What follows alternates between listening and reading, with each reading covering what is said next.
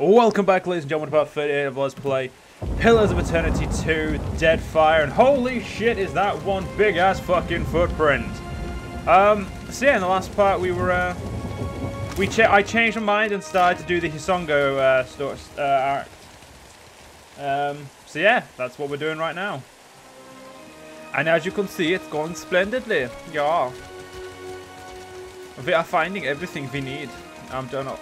I apologize, ladies and gentlemen, about me cracking into a German accent every so often. It's just something that I do at work with my co-workers, so it just becomes a second nature. There's a lonely cat. We must go take said lonely cat. We must save the cat. Jesus fucking Christ, that's one big ass fucking building. So yeah, we're gonna do that. We're gonna go for. Why are we going to the lighthouse again? Oh right, the lighthouse isn't needs to be lit up, probably.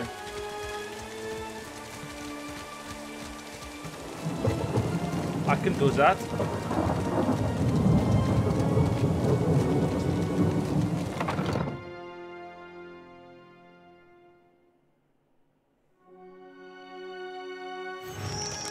The lighthouse is quiet but soft. Sibilant whispers. Oh, sorry, but for soft. Fuck, right, I'm gonna start again. The lighthouse is quiet, but for soft, sibilant whispers. There's a receptive oh,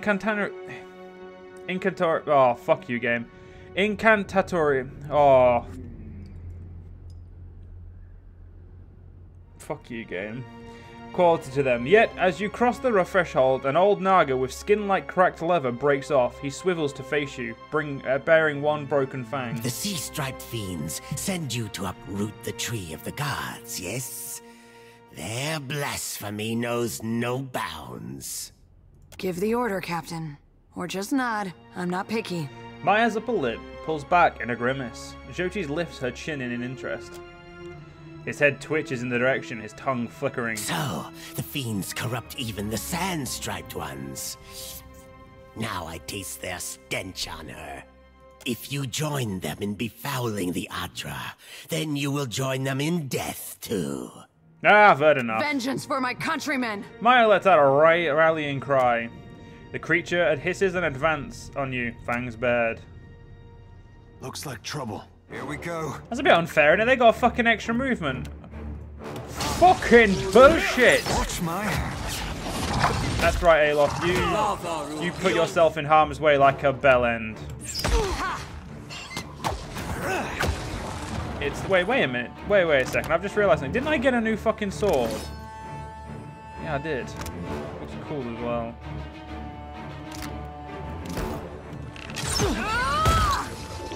Fucking hell, that was some aggressive shit right there. Catch. It wasn't me. I didn't touch it. Oh, thank God the game. You know what? I want to use mine. I'm gonna go use my sword and shield for a while. Another for the queen. I don't know why, ladies and gentlemen. I feel like a subtle change up. Use my sword and shield for a bit. Isn't my accuracy worse? Isn't that the whole point? Yeah, my accuracy is like a lot worse. I have less penetration, I do less damage, but I have more defense, which is obviously the whole point. Sure I can. I think for now I'll use my sword and shield for a little bit. This one's for. I mean, why not, eh?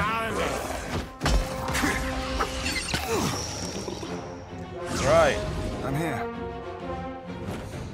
Easily done. Oh, what's this? Strand of Favor. Esteem plus my intelligence, ward of favor, minus 10% hostile effect duration. That's just a fucking good thing all around. Like, Understood. holy shit. Like, it's rare that things are so obviously good. Oh, and Maya got a level up. Let's get you some survival and some sleight of hand.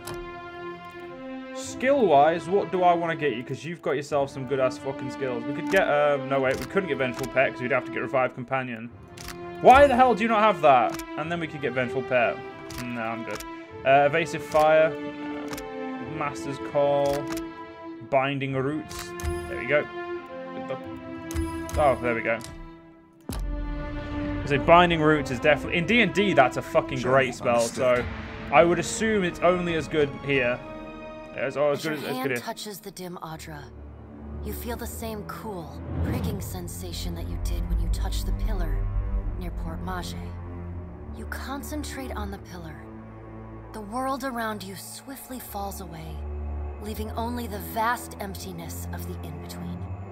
The Audra and a multitude of golden threads undulating off into the distance.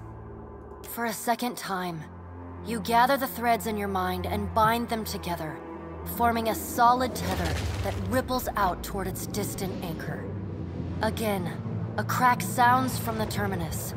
Your consciousness is violently pulled along the cord. You are prepared for the sensation this time, but are still disoriented when you come to a sudden stop. You find yourself standing behind a familiar Titanic statue as it trudges through invisible waters. Standing at Aethys's shoulder, your soul is dwarfed by the massive god's form. Energy pulses along the tether, each wave feeding the Audra's movements. He stops. His head cranes behind him, again accompanied by the sound of stone shearing and buckling. His eyes rest upon you. He does not reach for the cord, but considers you for a long span of silence before speaking. Your first attempt to contact me was brave. This second attempt, is it born out of desperation or something else? Why do you continue to follow me, Watcher of Cadnua? You destroyed my castle and ate my soul, jackass. There was no malice in that act. It was a coincidence of time, place, and necessity. Aethys's voice grows fainter as he speaks. Alright, fuck you, game. I forgot you can read it. I forgot, sorry. I am sorry for what I did, but it was done for the hope of a better future. Is that supposed to make me feel better? I hoped only to explain, not to pacify you, not to pardon my actions. Can you be pacified, or is revenge your goal?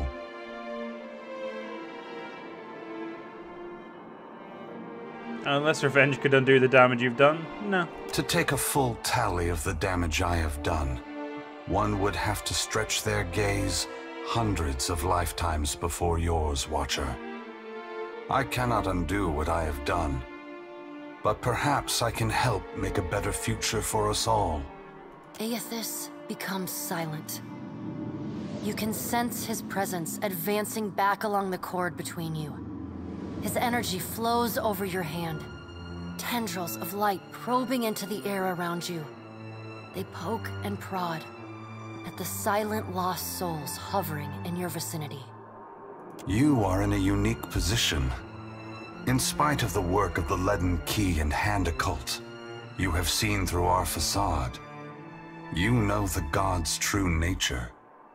Without the benefit of your knowledge, few mortals would be willing to accept the true history of their gods. After all, we weren't.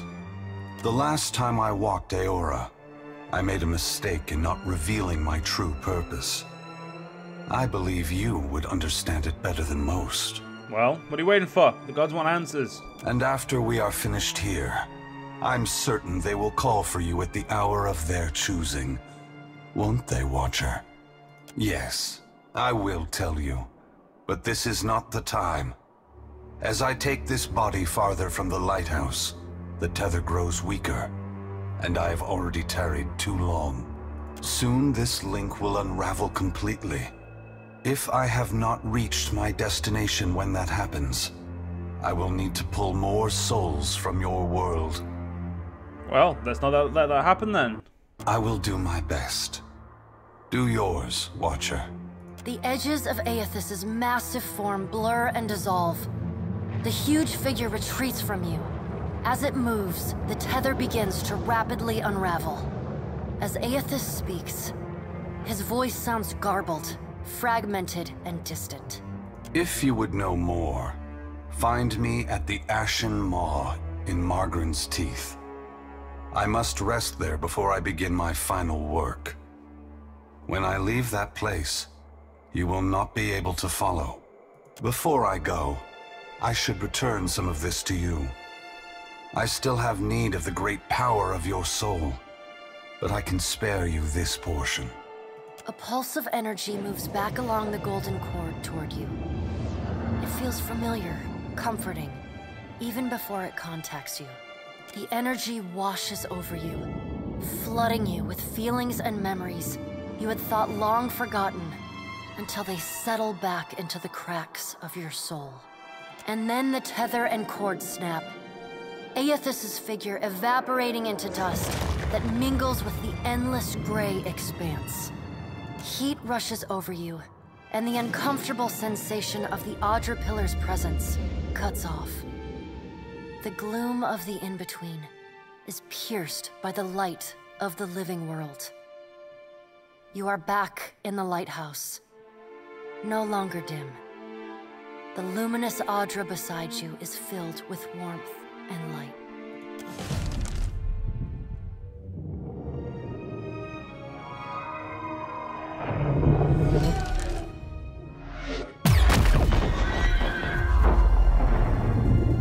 Well, shit, son. Captain, a word? What's on your mind, soldier? You've spoken to Aethys, which means you know what we're up against. If the fleet sailed up to him and fired every cannon at once, I imagine we'd have a fighting chance at taking a chip off his kneecap. There's no stopping him, is there?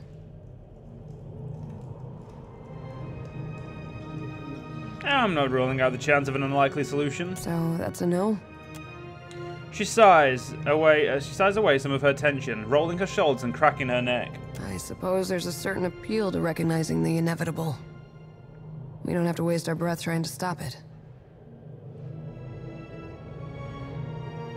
It would be nice if the gods summoned the courage to intercede. Said every sailor whose ship started taking on water. It reminds me of the first time I shot to kill. She folds her arms and grins. Jyoti nibbles on her lips to hide a spreading smile. Oh, I have to hear this. There he stood, a pirate captain barking orders from the forecastle. Out of everyone's range but mine. She holds up her hand to frame a distant spot. The wind toyed with us. I took aim, never thinking I'd make the shot, but then I felt this awareness, like someone out there was aiming me. A cannon blast took me by surprise. I squeezed off a shot, expecting it to fly wide, but the bullet took my target between his eyes. She traces a circle over her brow. I don't know if Bareth kicked open a door or the Sky Mother held my hand, but that man was meant to die. I've got that same feeling now. Better or worse, I know that Aethys is meant to succeed.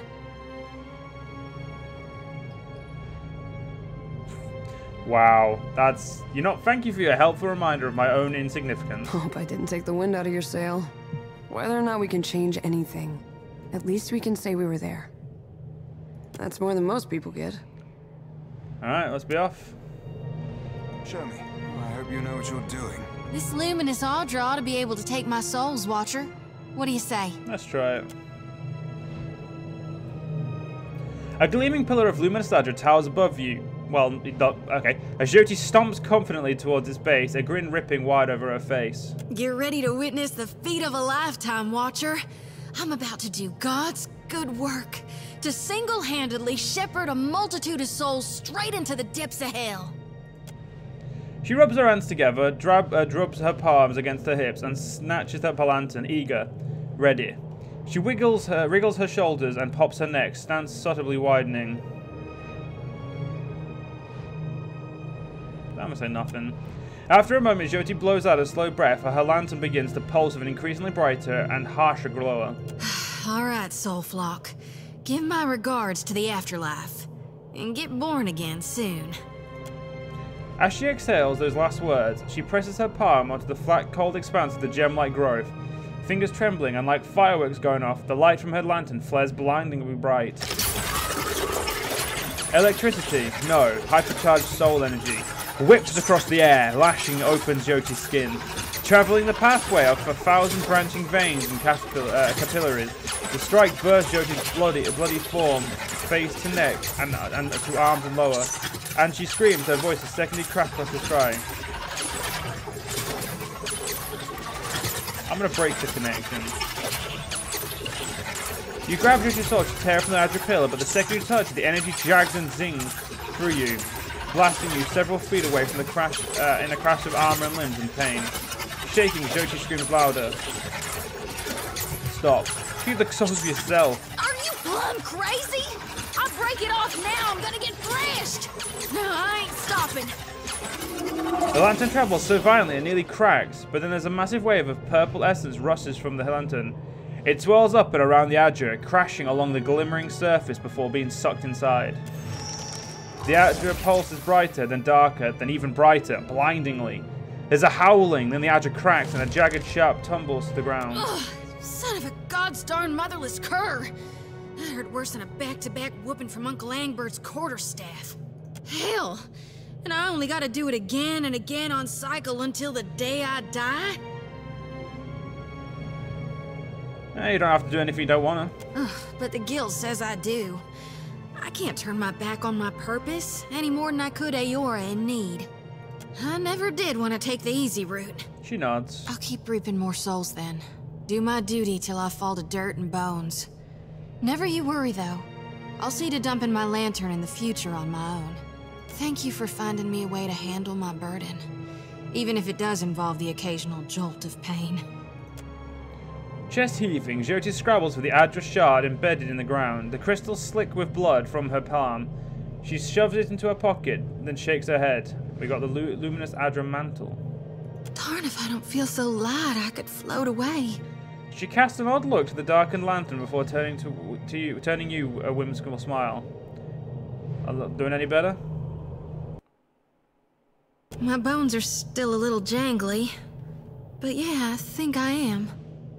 I don't know if this is what Gon planned for me, but I'd like to think we did right by these souls.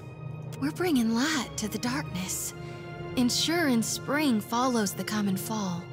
She dusts her hands on her hips before setting off a determined clip. Or chirp, whatever, one of those.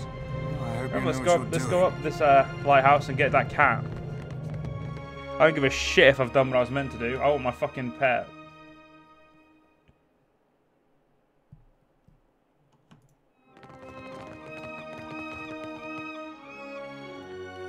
Lagon. And, ooh, what's that? A nice little thing there. Let's get down.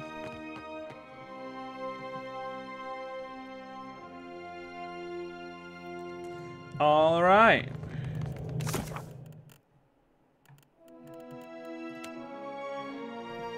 He waits in fire. Well, I've just got to get myself some. I've got to get my side quest done. Although we do need to have a rest. We can rest once we've found what's his face? Adia's friend.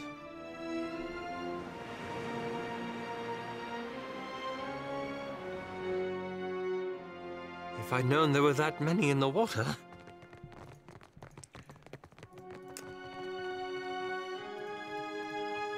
Had another one of your talks there, didn't you? You gonna share details, or do we gotta guess? When the captain goes all starry-eyed like that, the crew starts to ask questions. I was rather hoping someone else would bring that up. You don't look like you're gonna be sick this time, so I take it that's a good sign?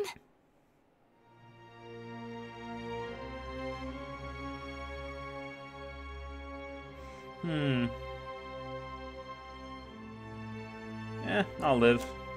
Adia looks at you, concerned. I don't suppose you happen to see where Aethys is headed next. He raises his eyebrows, hopefully. Yeah, Margaren's teeth, and he better have a damn good explanation when we get there. One he deigns to tell us? Sure, I hope so. No, mate, that cunt's telling me. We've got a fucking...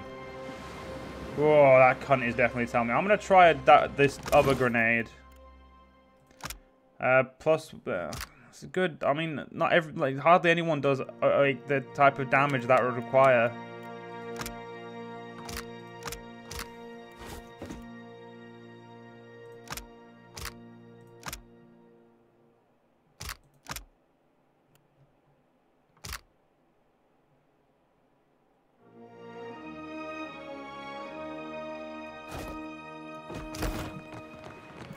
I'm here. Let's try this cinder bomb.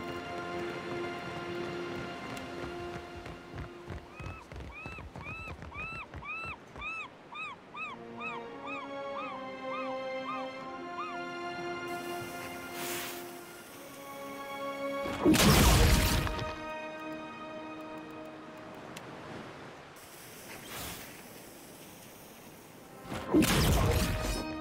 me. You know, I can't. I'm guessing we definitely can't get through that way. Which means we're going to have to go this way. But unfortunately, John, we'll have to do that in the next part. I hope you guys have enjoyed, and I'll see you guys in the next part. See you guys then.